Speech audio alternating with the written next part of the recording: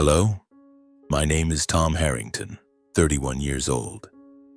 I live in a small but cozy apartment in Brooklyn, New York, where the windows overlook bustling streets where neon lights and the sound of car horns blend into an endless symphony of the city. If you had asked me 10 years ago, I would never have thought I'd choose a place like this to live. I was born into a wealthy family raised in the opulent hallways of the Harrington Mansion in the Hamptons, where everything gleamed and appeared perfect, at least on the surface. But life, as I've learned, is never as simple as it seems. And my story, the story of the Harrington family and our billion-dollar energy empire, is the clearest testament to that. Let me take you back, not too far, just a few years ago, when I was still part of that world, the world of expensive suits, lavish charity galas, and fake smiles hiding the sharp blades of rivalry. I am the grandson of William Harrington, the modern founder of Harrington Energy, an empire in the renewable energy industry, from solar panels to wind turbines, with assets spanning across the United States and Europe. My grandfather, at 85, was a revered man with sharp eyes and a warm, resonant voice that always made you feel as though you were being guided by a lighthouse in a storm. He was the only person in the family who made me feel like I belonged, even though I always knew I didn't truly fit in. My family, how should I put it, is like a chess game where every player wants to be king. My father, Robert Harrington, 58, is the CEO of the corporation, a tall man with salt and pepper hair and a cold smile. He's ambitious, but his ambition often outstrips his vision. I still remember the times he stood before the board, his voice booming, but his eyes always gliding past me as if I were merely a shadow. He never thought I was good enough, strong enough to follow in his footsteps. Lacking experience, he'd often say right in front of my colleagues, his tone like a sentencing. Then there's Aunt Elizabeth, 55, the CFO, who always felt to me like a snake silently coiled in the shadows, waiting for the perfect moment to strike. She's sharp, frighteningly intelligent, but her intelligence is used more for manipulation than for building. Uncle Charles, 60, the director of business development, is like a volcano, always ready to erupt. The arguments between him and Elizabeth during meetings often silenced the room. Not out of fear, but because everyone knew they were quietly plotting to destroy each other. And finally, there's Aunt Margaret, 52, the marketing director, who always appears with a perfect smile and sweet words. But I quickly learned her friendliness was just a mask. She walks a fine line, exploiting both sides to solidify her position. My mother, Laura, is a different story. She divorced my father when I was young and has since lived in France, far removed from the Harrington family drama. I rarely hear from her except for birthday cards that arrive right on time with a few short but warm lines. I don't blame her. Perhaps leaving was the only way she could keep her peace. And me? I'm not sure where I fit into this picture. From a young age, I was groomed to be part of the Harrington legacy, but I didn't want to be just a name in the lineage. I wanted to do something meaningful, not just for money or power. After graduating with an MBA from Harvard, I joined Harrington Energy as a project manager, bringing big ideas about improving energy technology, from high-efficiency solar panels to smart grid management software. I thought I could change the corporation, turn it into a symbol of sustainability and responsibility. But I soon realized that in my family, personal ambition always trumped the greater good. My early days at the corporation were far from easy. I remember one board meeting when I presented a plan to develop a new line of solar panels, cheaper and more efficient. I had spent months working with the engineering team, checking every number, every detail. When I finished my presentation, the room fell silent. I thought it was a sign of being impressed. But then my father spoke, his voice icy. "You think a few numbers on paper can change an entire industry, Tom? You need more than that to sit at this table." A chuckle came from Elizabeth's direction, and Charles just shook his head, as if I'd told a joke not worth hearing. Only my grandfather, seated at the head of the table, looked at me with encouraging eyes, though he said nothing. Moments like that weren't rare. My father never missed a chance to publicly criticize me, calling me a dreamer or William's spoiled grandson. Elizabeth and Charles were more subtle. They assigned me to nearly impossible projects, like managing a wind turbine plant in rural Mexico, where outdated infrastructure and difficult local partners constantly created obstacles. They wanted me to fail, to prove I wasn't worthy of my grandfather's favor. Margaret, meanwhile, always acted friendly, patting my shoulder and offering words of encouragement, but I knew she was spreading rumors behind my back, suggesting I was just coasting on the family name. I tried. I really did. I worked myself to exhaustion, staying up late to finish reports, flying across time zones to meet partners, and trying to stay strong amid the whispers. But with each passing day, I felt more like I was fighting my own family rather than working toward the grand vision I once dreamed of. They didn't just undermine me. They undermined each other. My father wanted to seize my grandfather's chairmanship. Elizabeth schemed to consolidate shares by wooing smaller shareholders. Charles sought alliances with external partners to bolster his power. And Margaret, like a seasoned actress, used the media to craft her image as the face of Harrington Energy. I began to wonder, is this really my family, or just a group of strangers bound by money and power?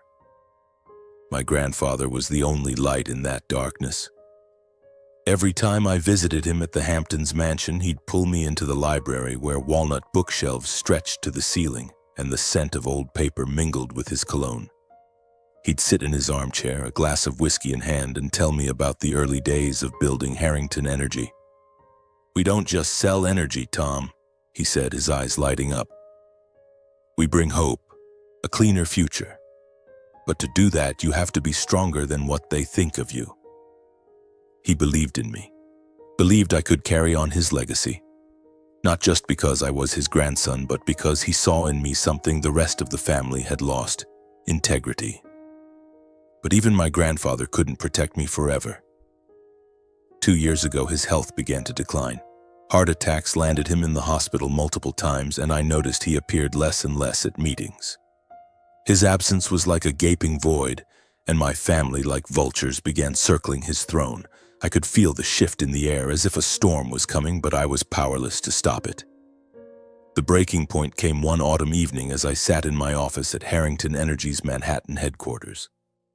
I had just finished a 50-page report on a smart grid project, something I believed could elevate the corporation to new heights.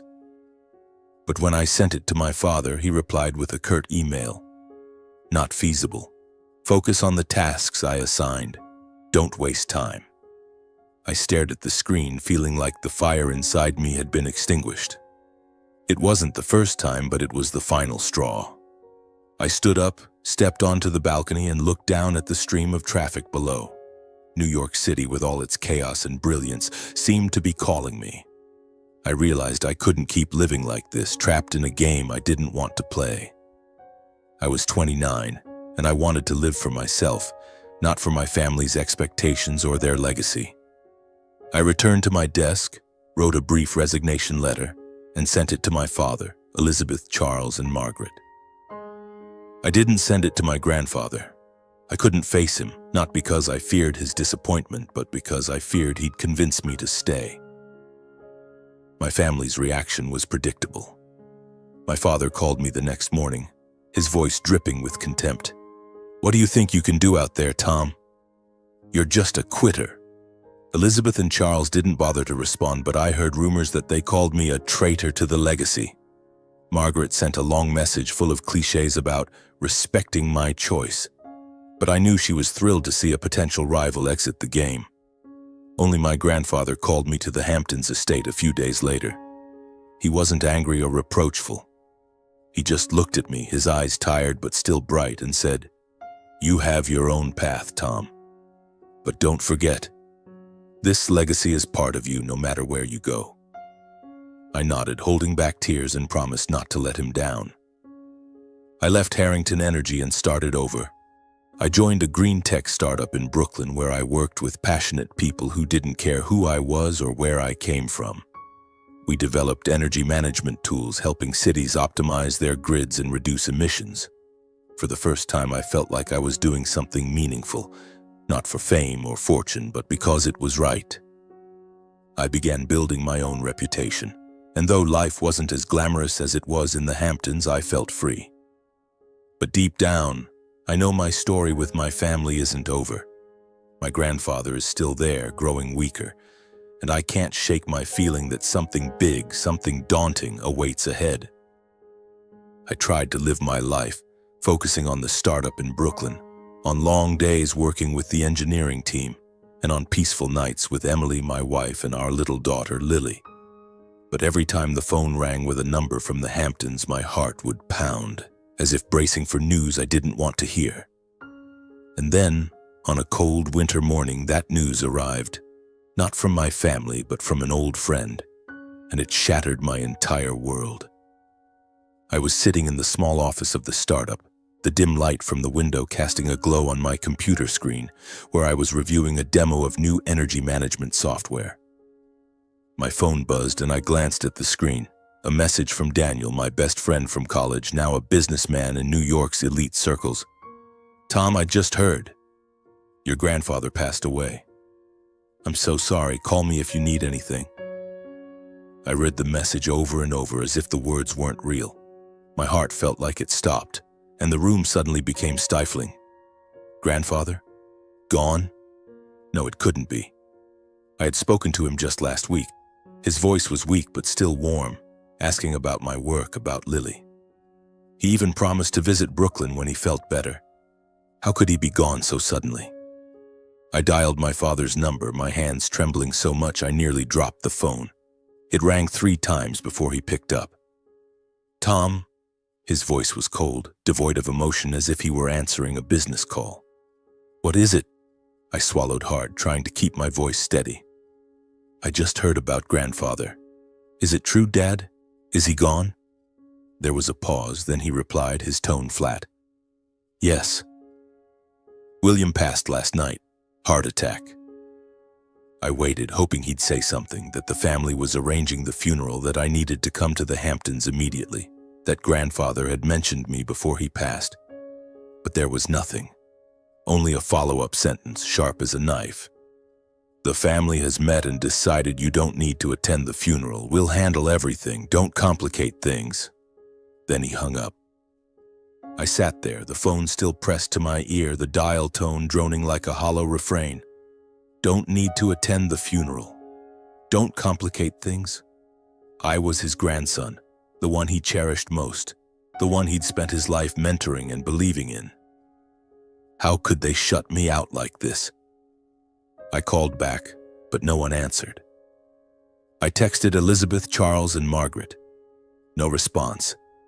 I even called Edward Klein, my grandfather's longtime butler, who had always treated me like a true member of the family. But he only said, his voice stiff, "I'm sorry, Master Tom, but I'm just following orders. You're not allowed to come." It felt like the ground beneath me collapsed. My family, the people I'd once tried to please, hoped to change, had completely turned their backs on me. But I couldn't accept it. Not because I wanted a confrontation, but because I needed to say goodbye to my grandfather. I needed to stand before his coffin, see him one last time, and promise I wouldn't let him down. I texted Emily, telling her I had to go to the Hamptons immediately. She called back, her voice laced with worry. "Tom, I'm not sure this is a good idea. They've made it clear they don't want you there. I'm afraid they'll hurt you." I knew she was right, but I couldn't stay put. "You don't understand," I said, my voice choking. "Grandfather was the only one who believed in me. I have to go, whether they want me there or not." Emily was silent for a moment, then said, "All right. But be careful, and call me if anything happens." I promised, but we both knew I was heading into a storm. I drove for over 3 hours from Brooklyn to the Hamptons, through roads blanketed in snow. The Harrington mansion loomed ahead with its marble columns and perfectly trimmed cypress trees. But today, it no longer held the warmth of my memories. It felt like a cold fortress, a place I once belonged to but was now banished from.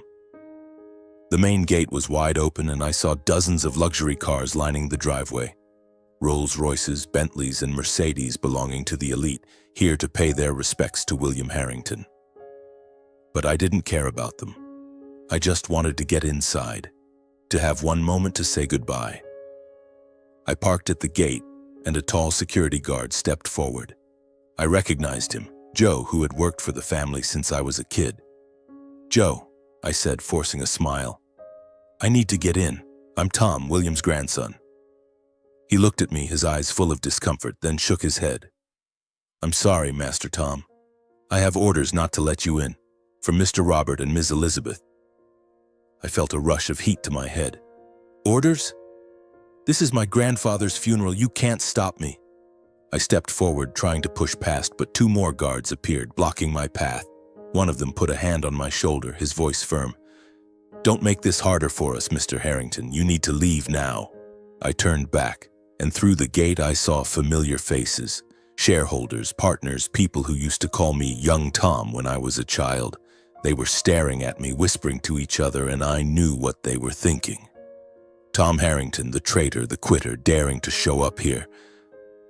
I saw my father near the main entrance, dressed in a black suit, talking to a group of guests. He glanced my way, his eyes cold, then turned away as if I didn't exist.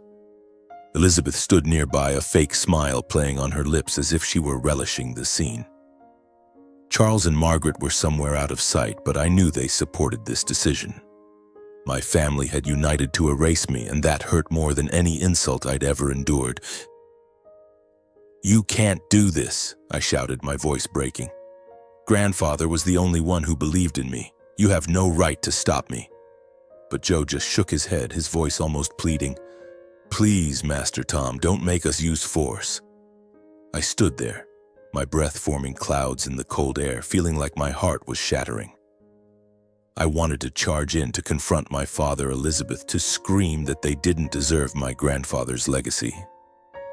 But I knew it was futile. They had won, at least for today.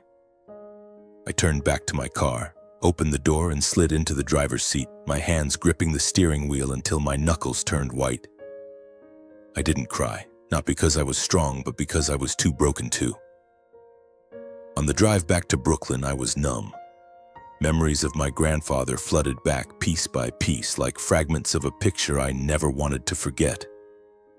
I remembered afternoons in the library when he'd tell me about the early days of building Harrington Energy, when he was just a young engineer with a dream to change the world. "Money and power are just tools, Tom," he'd said, his eyes blazing. "What matters is what you leave behind for the next generation." I remembered the time he took me to a wind turbine farm in Texas when I was 12.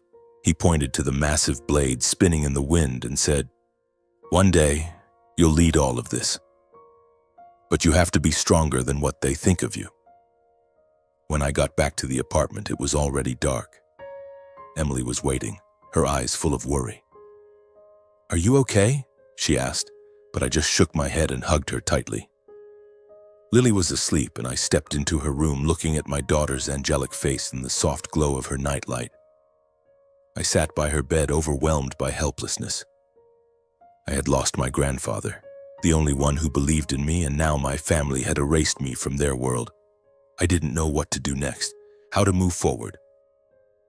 I walked into the living room, and my eyes landed on a photo on the bookshelf, a family picture my grandfather had given me during my last visit. It was taken at the Hamptons mansion during a summer party years ago. My grandfather stood in the center, a rare smile on his face, and I stood beside him, 25 years old, full of passion and naivety. My father, Elizabeth, Charles, and Margaret were all there, but their smiles weren't genuine. I picked up the photo, my fingers tracing my grandfather's face, and a sharp pain stabbed my chest. "I'm sorry, grandfather," I whispered. "I wasn't there when you needed me." I set the photo down, but it slipped from my hands and fell to the floor, the glass frame shattering. As I bent to pick it up, I noticed something inside the frame, a small, folded piece of paper tucked behind the backing. My heart raced as I opened it. It was a handwritten letter in my grandfather's familiar script. The first line took my breath away. "Tom, if you're reading this, I'm likely gone. but I need you to know the truth." I slumped onto the sofa, the letter trembling in my hands. The dim light in the living room illuminated the words as if they were alive, recounting the story my grandfather had kept hidden. I read on, each word piercing my heart like a dagger. "I have left all my shares of Harrington Energy, 51% to you, Tom. I believe you are the only one who can protect the family's legacy, not just for profit, but for the values I built it upon.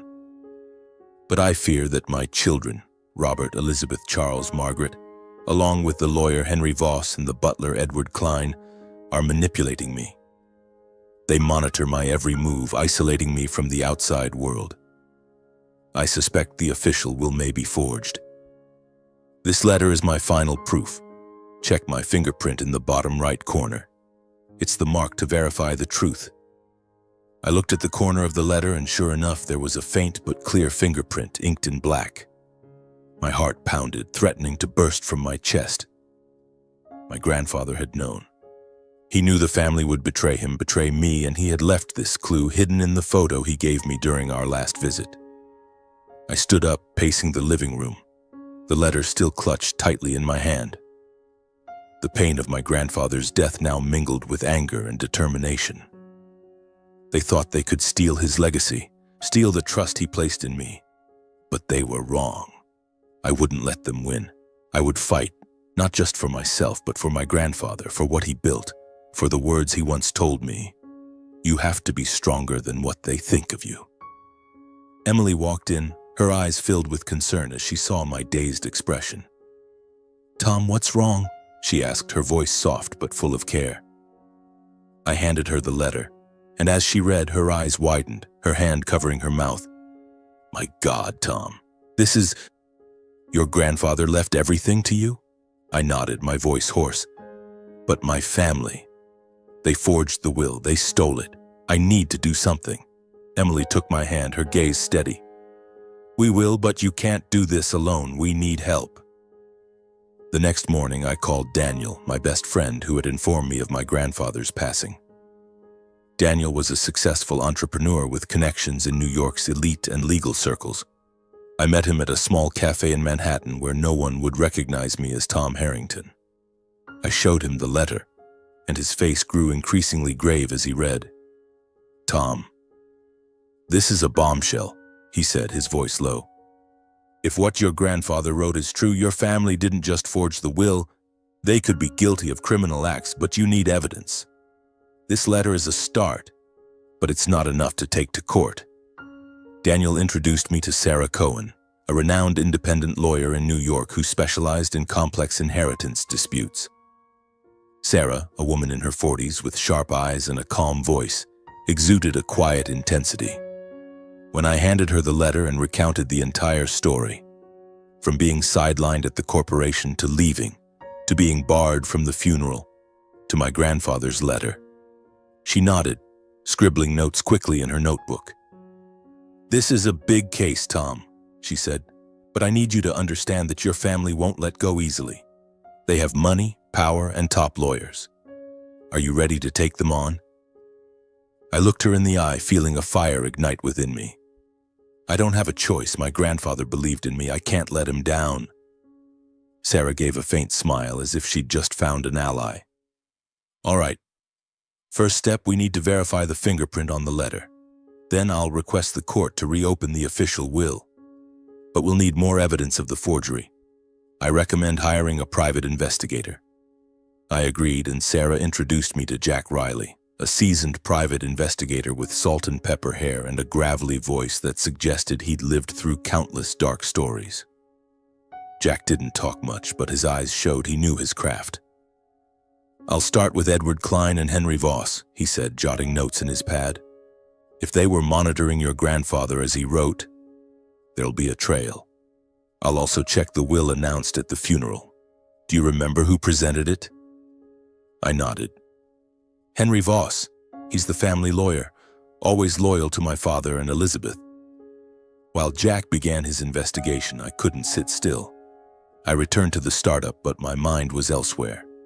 Every night I sat in the living room rereading my grandfather's letter, searching for more clues. Emily was my anchor. Not only did she provide emotional support, but she also used her skills as an environmental journalist to dig for information. She contacted sources in the energy industry who had worked with Harrington Energy and discovered that the corporation was in serious trouble. Its stock had plummeted 60% in 2 years, major partners were pulling out, and the media was questioning my father's and aunt's and uncle's leadership.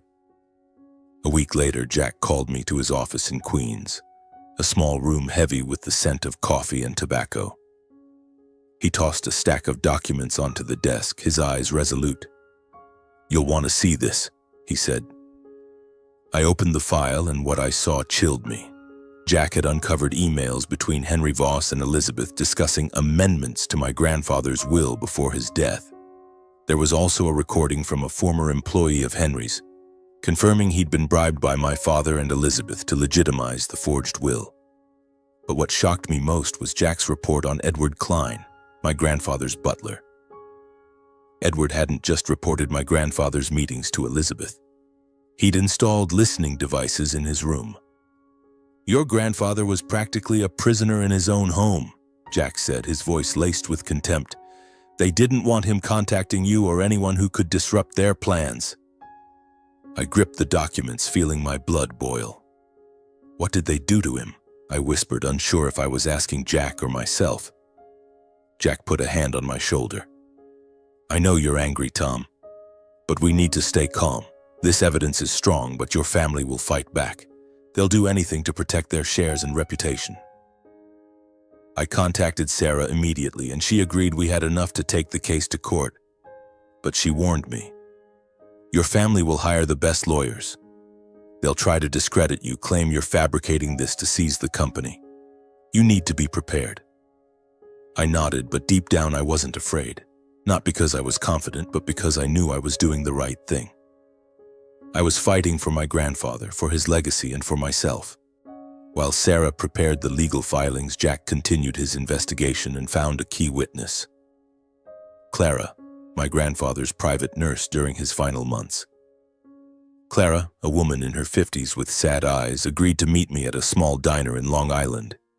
She held my hand, her voice trembling as she recounted what she'd seen. "Mr. William was a good man, Tom," she said, "but he was isolated. Edward wouldn't let him make calls, and every time you visited, he was watched. Once he tried to write something for you, but Elizabeth showed up and took it away. He knew they were plotting, and he was so worried about you." I felt tears welling up, but I held them back. "Do you have any proof, Clara?" I asked. She nodded, pulling out a notebook. I wrote everything down, dates, times, what I saw, what he said. I knew you'd need it someday. With evidence from Jack, Clara, and my grandfather's letter, Sarah filed a petition in a New York court to reopen William Harrington's official will. The news spread quickly and the media took notice. Emily helped me connect with trusted reporters who wrote about Harrington Energy's decline and the suspicions surrounding the will. Public pressure forced my family to respond.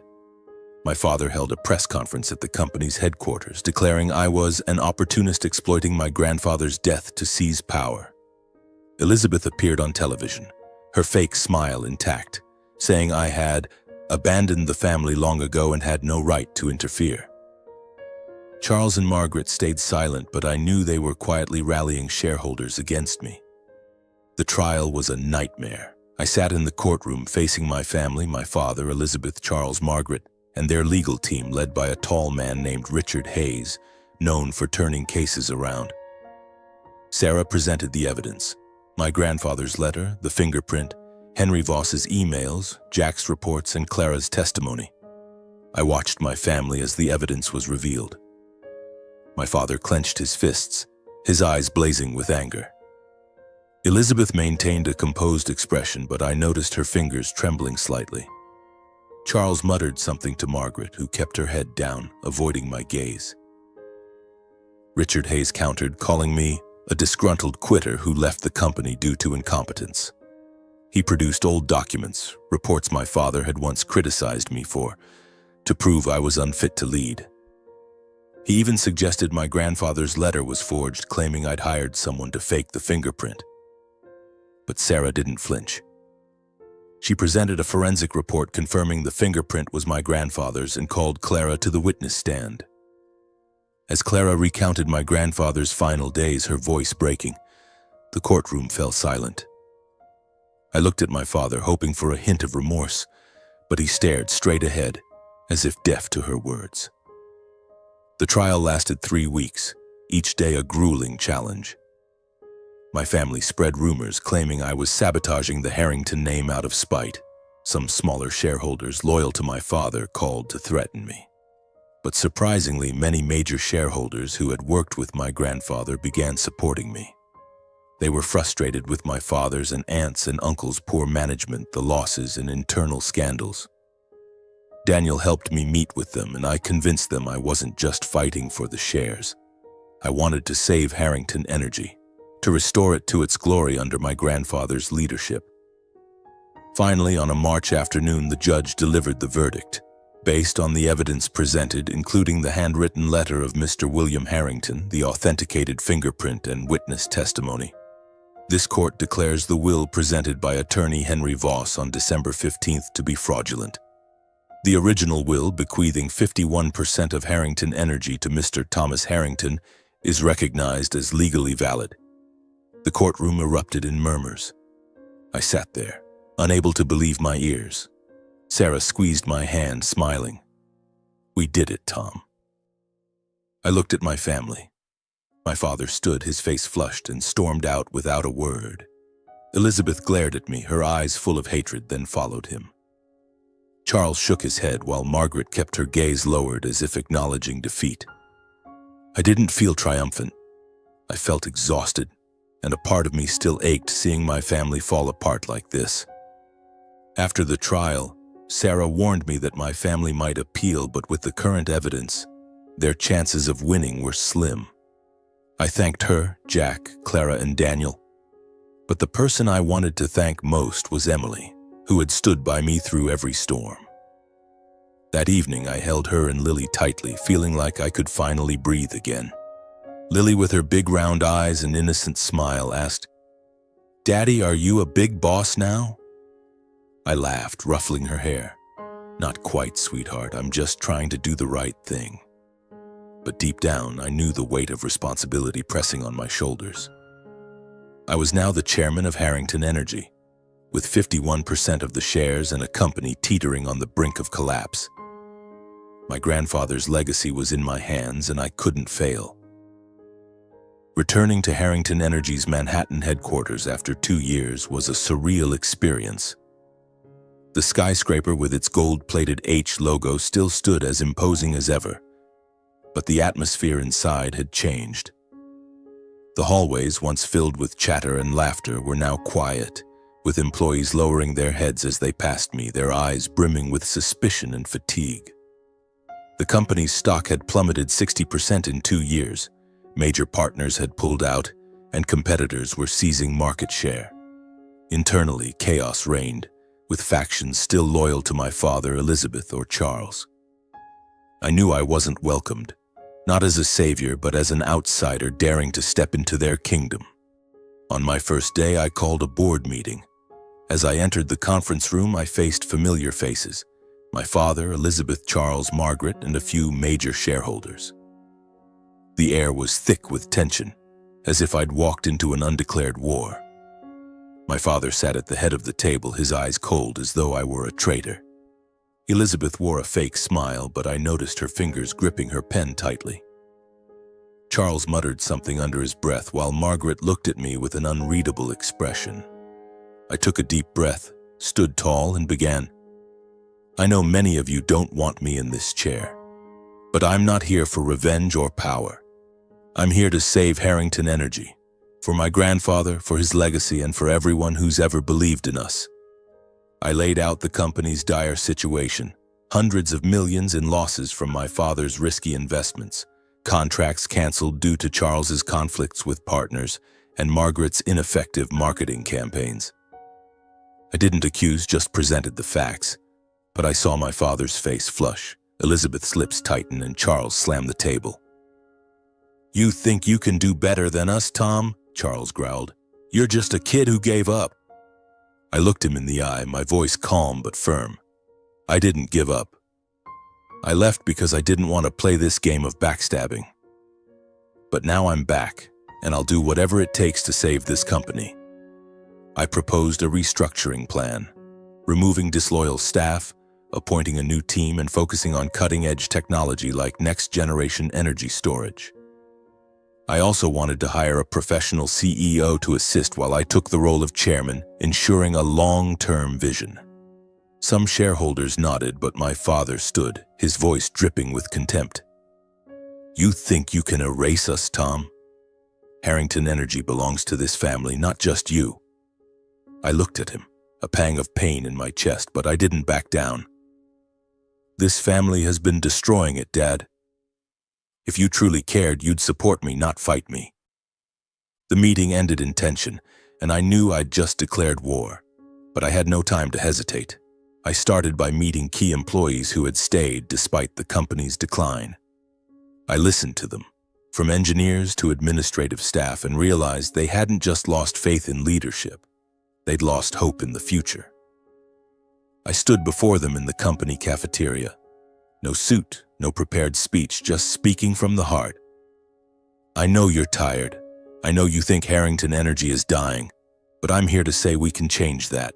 We'll work together, not for money, but for what this company once stood for: a cleaner, better future." My words weren't magic, but I saw a flicker of light in their eyes.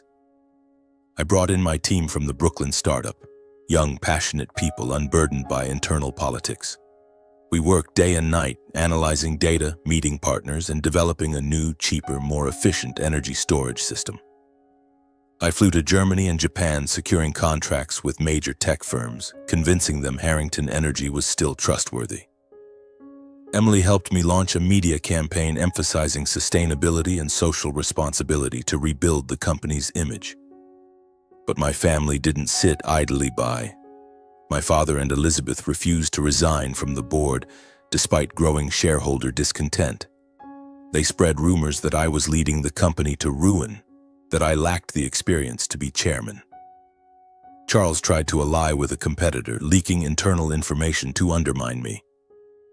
Margaret, ever cunning, appeared on television, implying I was destroying the family legacy out of selfishness. I knew they were waiting for me to fail, biding their time to overthrow me.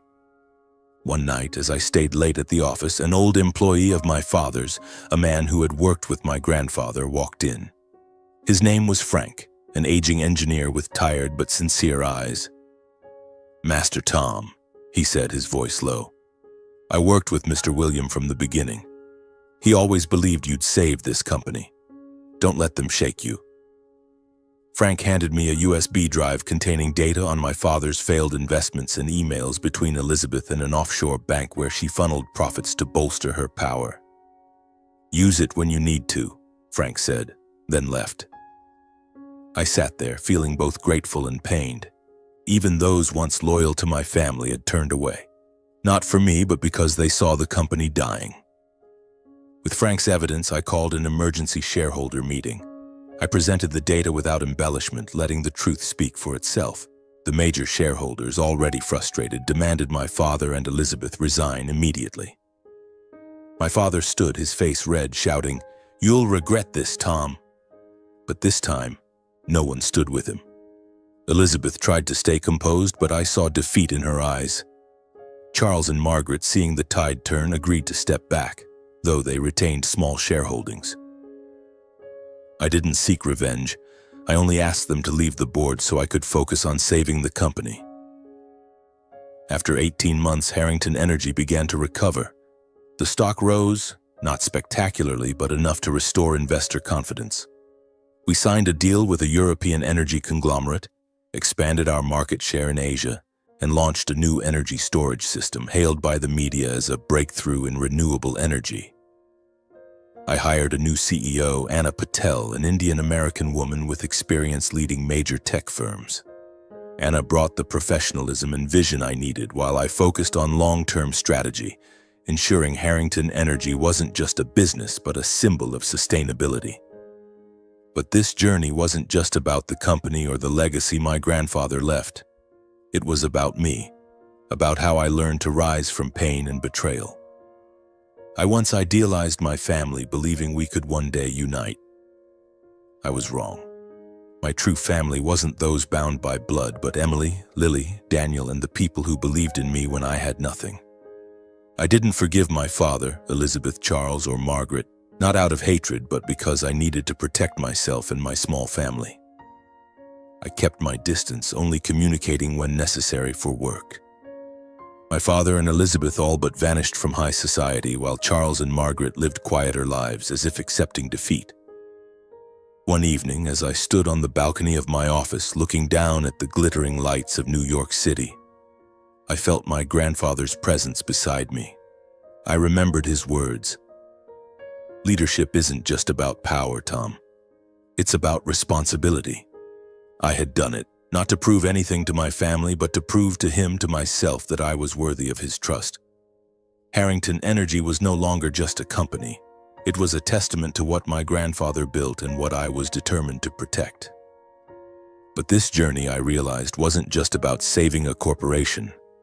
It was about finding myself, learning to stand tall amidst the wounds my family left behind, and understanding that sometimes family isn't about blood, it's about the people who choose to stay by your side. Over 2 years after becoming chairman, Harrington Energy had regained its former glory. The stock had risen more than 40% from its lowest point. International contracts were pouring in, and our new energy storage system was hailed by tech magazines as the future of renewable energy. Anna Patel, the CEO I hired, had become my right hand, her sharpness and decisiveness helping me turn my vision into reality. But this success didn't come easily. Every step was a battle, not just with the market or competitors, but with the shadows of the past. My family, though removed from the board, remained an unhealed wound. My father, Robert, now lived in a luxurious Upper East Side apartment but no longer appeared in high society. I heard he spent most of his time playing golf and avoiding the press. Once I received a handwritten letter from him. Not an apology, but a lengthy accusation. "You've destroyed this family, Tom. You think you're a hero, but you're just selfish." I read the letter, then folded it and placed it in a drawer. I wasn't angry. I was sad because I had once hoped he'd understand that I wasn't fighting to defeat him, but to save what my grandfather left behind. Elizabeth disappeared from New York, moving to London to run a small investment fund. I heard she remained bitter, telling friends I had stolen the company from her. Charles retreated to a ranch in Texas, living a quieter life, while Margaret became a consultant for an advertising firm, leveraging her cunning to rebuild her reputation. I didn't contact them, not out of hatred, but because I had learned a painful lesson. Family isn't always where you find solace.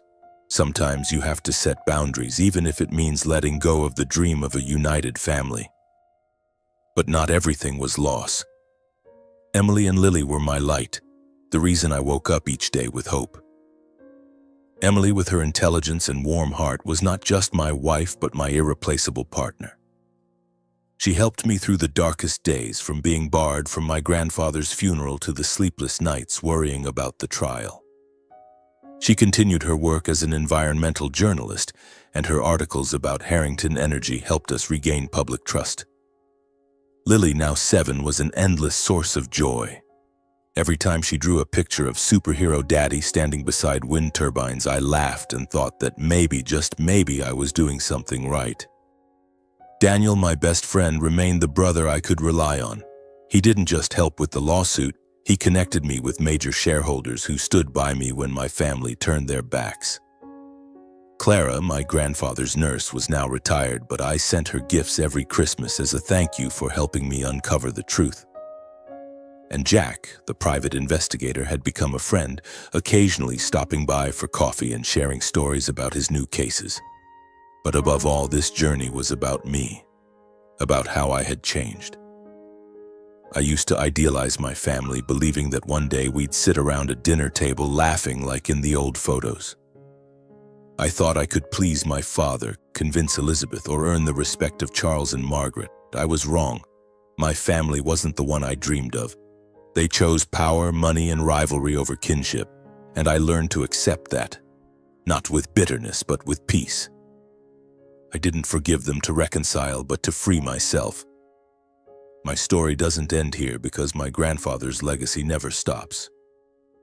Each day I continue to work, not just to keep Harrington energy strong, but to ensure that Lily's generation inherits a cleaner, fairer world.